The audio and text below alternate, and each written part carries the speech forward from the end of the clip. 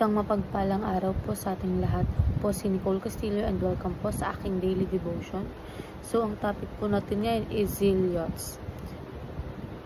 So, the Zealots were a Jewish revolutionary group in the New Testament era who resisted Roman rule, often through violence and political uprising. They longed for Israel's freedom but misunderstood God's kingdom as something to be attained by political revolution. One of Jesus' own disciples, Simon and the Zealot, remind us that Christ calls even the most passionate revolutionaries into a new kind of kingdom, one built not on sword but on the cross.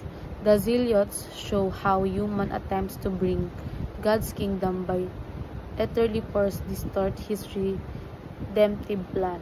God's kingdom advanced not by human zeal or violence, but by the sovereign power of the Spirit through the gospel.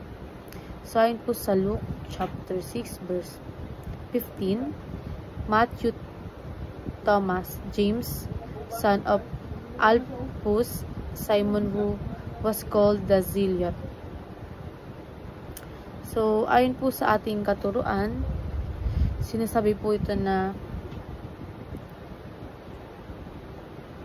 Zealots are willing to die for politics and religion. So, ang mga Zealots ay kilala sa kanilang sobrang tapang at matinding commitment. Hindi lang sila basta naniniwala, handa silang mamatay para sa kanilang paniniwala tungkol sa politika at reliyon.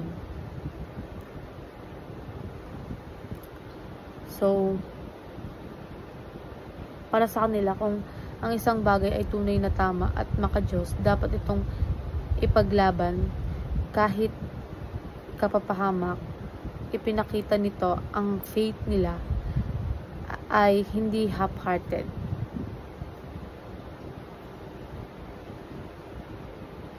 Next is Zealots oppose foreign kings and pagan Rome. So, naniniwala ang mga Zealot na ang Israel ay dapat pamunuan ng Diyos at ng bayan niya, hindi ng mga dayuhan. Kaya galit sila sa foreign kings at Roman Empire na hindi sumasamba kay Yahweh. Para sa kanila, ang paganong pamamahala ay hindi lang isang political problem. So,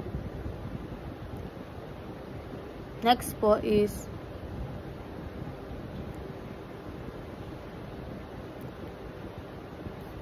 Zealots are passionate for King Yahweh. And sa applications naman po, ask yourself, what is worth dying for? Ask yourself, what evil do you oppose? And ask yourself, what are you passionate about? And ay lamang po, maraming salamat.